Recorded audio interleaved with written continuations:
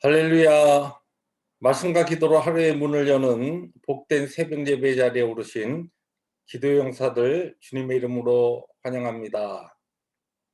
오늘은 시편 우리 119편 네 번째 우리 시단인 달렛이라고 하는 우리 네 번째 히브리어 알파벳 시 함께 우리 낭송하십니다. 나에게 주의 법도들의 길을 깨닫게 하여 주소서. 그리하시면 내가 주의 기이한 일들을 작은 소리로 읊조리이다. 나의 영혼이 눌림으로 말미암아 녹사오니 주의 말씀대로 나를 세우소서. 거짓 행위를 내게서 떠나게 하시고 주의 법을 내게 은혜로이 베푸소서. 내가 성실한 길을 택하고 주의 규례들을 내 앞에 두었나이다. 주께서 내 마음을 넓히시면 내가 주의 계명들의 길로 달려가리이다.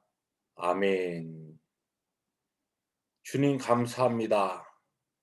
오늘도 주의 말씀으로 마땅히 행할 길을 깨닫게 하시고 또한 우리의 심령을 주의 생명의 말씀으로 넓히셔서 주의 계명들의 길을 함께 순종으로 나아가는 우리 모두가 되게 하여 주옵소서.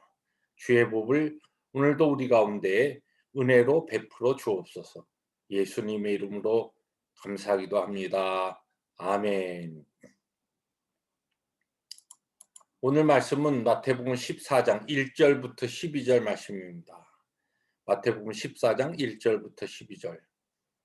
그때 분봉왕 헤롯이 예수의 소문을 듣고 그 신하들에게 이르되 이는 세례 요한이라 그가 죽은 자 가운데서 살아났으니 그러므로 이런 능력이 그 속에 역사하는도다 하더라.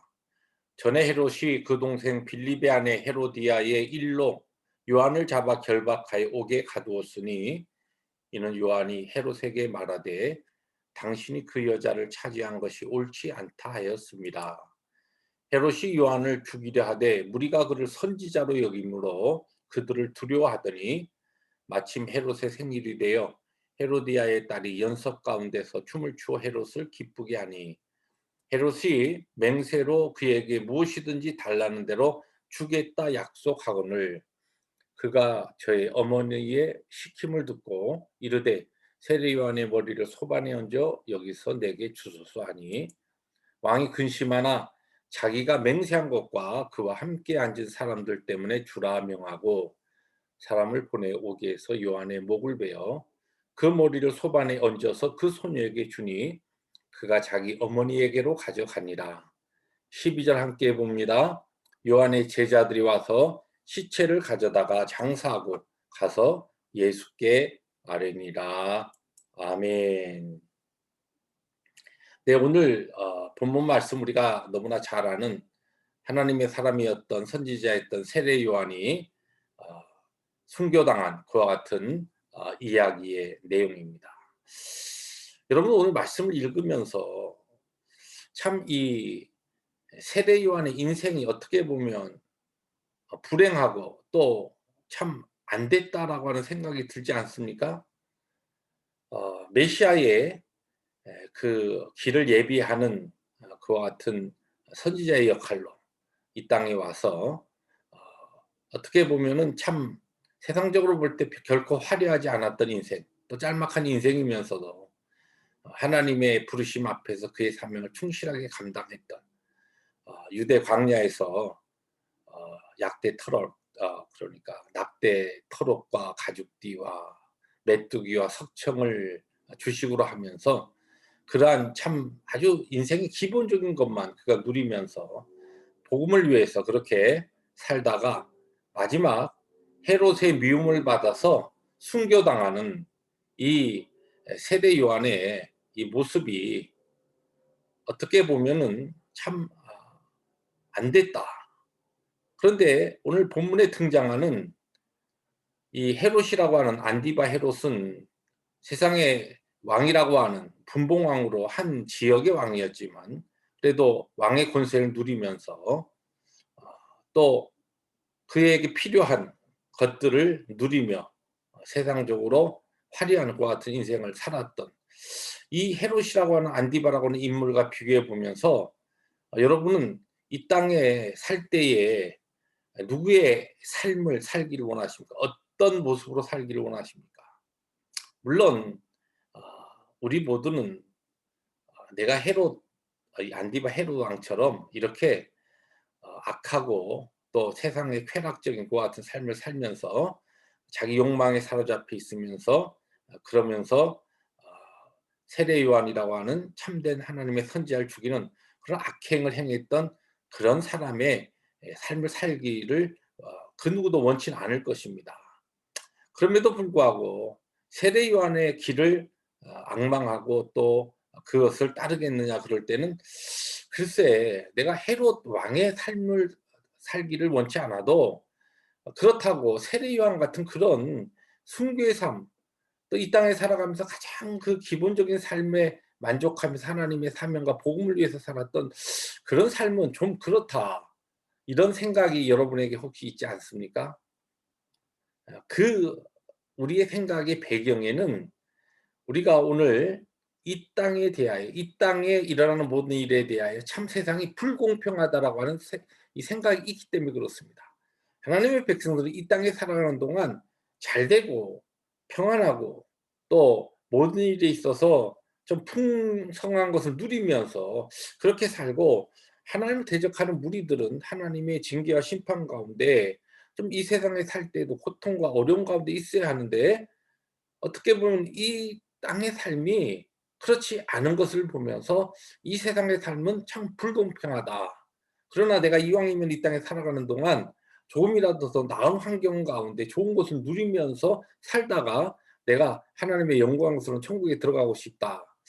이런 생각들을 대부분 우리들이 합니다. 자 오늘 그렇다고 한다면 그런 생각에는 이 헤롯이라고 하는 인물이 비록 죄악적이고 쾌락적이고 욕망적인 그와 같은 인생을 살았지만은 그러나 그는 이 땅에 살면서 어쨌든 좋은 것을 누리며 잘 먹고 잘 살았다라고 하는 인식이 있기 때문에 그렇습니다. 오늘 그 문제를 여러분과 함께 다루려고 합니다.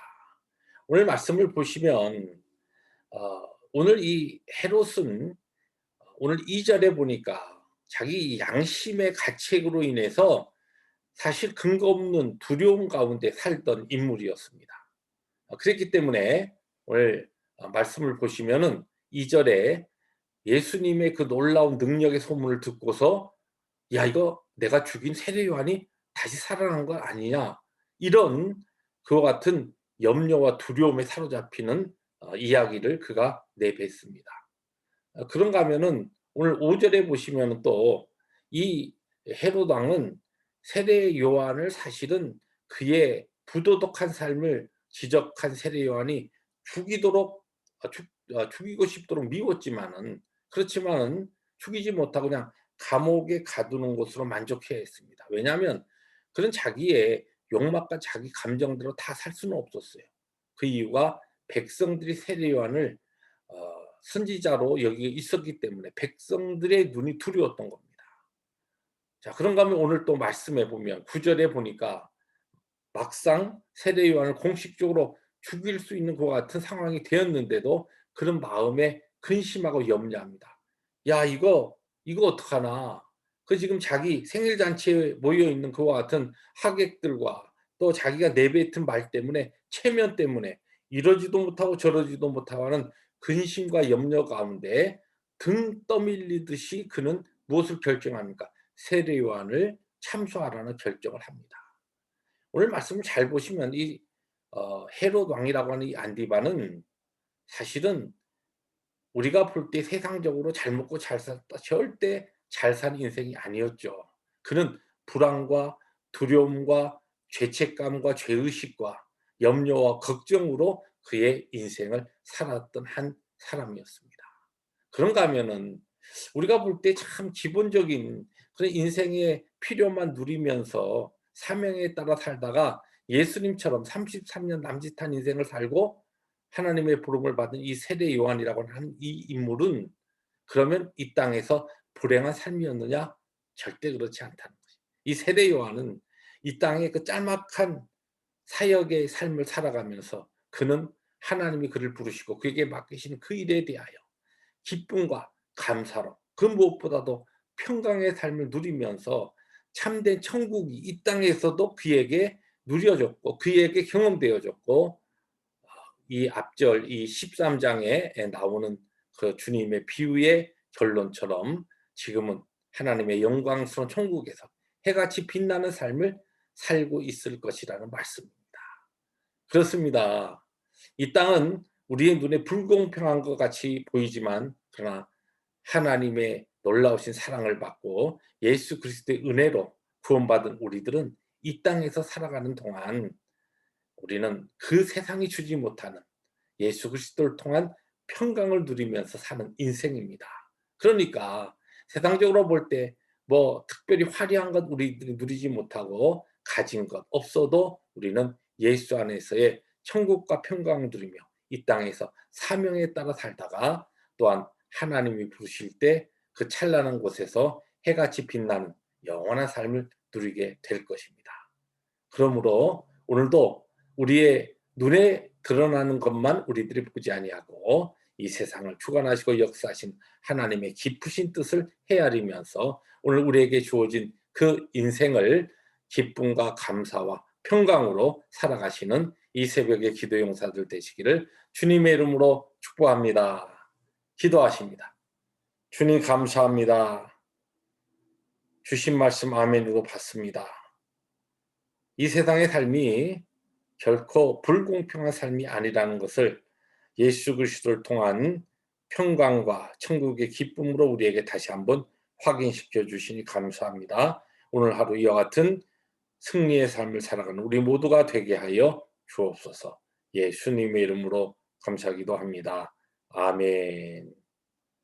오늘도 주님의 인도하신 가운데 불공평하게 보이는 세상에서 공의로우신 하나님의 인도하신 가운데 평강과 기쁨의 삶을 살아가시는 새벽의 기도 용사들 되시기를 주님의 이름으로 축복합니다. 할렐루야.